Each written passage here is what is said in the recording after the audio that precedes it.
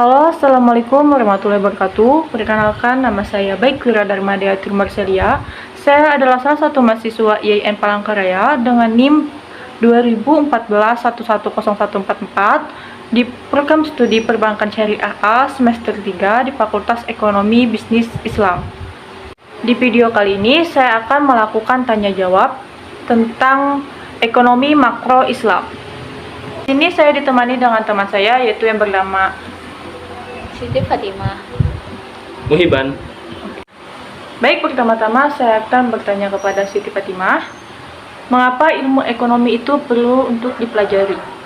Karena ilmu ekonomi dinilai dapat memberikan petunjuk mengenai kebijaksanaan apa saja yang diambil untuk mengulangi permasalahan ekonomi tersebut. Oke, baik. Baik, selanjutnya saya akan bertanya kepada saudara Muhiban, menurut Anda apa itu ekonomi makro Islam? Ekonomi makro Islam ya? Iya. Ya. Menurut saya ekonomi makro Islam itu sendiri adalah sesuatu ilmu yang membahas mengenai kebijakan ekonomi secara makro. Berupa seperti yang dibahas dalamnya adalah pengelolaan dan pengendalian sesuai dengan ajaran-ajaran serta syariat-syariat Islam. Nah, dalam di ekonomi makro itu sendiri ada sebuah titik awal yang benar-benar harus kita perhatikan bersama, yaitu ekonomi dalam Islam itu sesungguhnya bermuara atau berpusat kepada akidah Islam itu sendiri. Nah, yang bersumber dari syariatnya. Nah, dan hal ini juga baru dari satu sisi, Nah,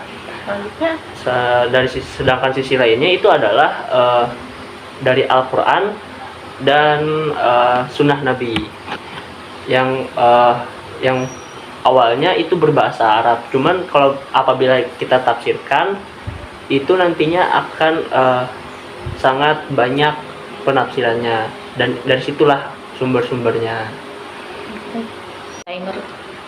Baik, selanjutnya saya akan bertanya kepada Siti Fatimah, yaitu apa yang menjadi perbedaan makroekonomi Islam dengan makroekonomi konvensional? Ada beberapa perbedaan makro Islam dan makro konvensional. Adalah sebagai berikut. Yang pertama, kayak kegiatan kelompok rumah tangga. Kegiatan kelompok rumah tangga itu maksudnya kayak menerima penghasilan dari lembaga keuangan berupa bunga. Ada yang lain? Terus tuh yang kedua mungkin kegiatan kelompok perusahaan. Itu maksudnya menentukan pembelian barang-barang, modal, stok barang dan lain-lain sebagainya. Kayak stok barang gitulah. Yang ketiga, kegiatan kelompok pemerintahan. Contohnya bisa menarik pajak secara langsung maupun tidak langsung. Selanjutnya saya akan menanya kepada Muhiban, jelaskan konsep dasar ekonomi Islam dan bagaimana hubungannya dengan makro Islam.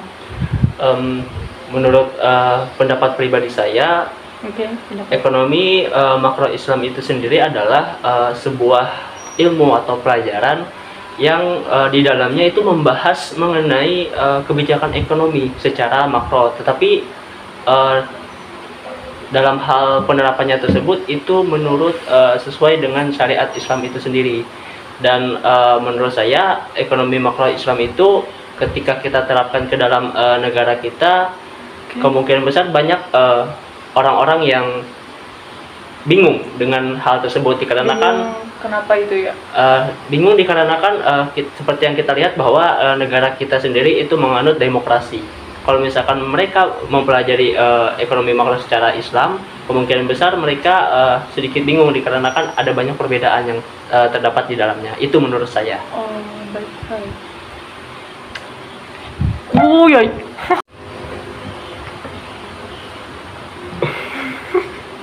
Bagus, kita tahu peraturan. Kelihatan.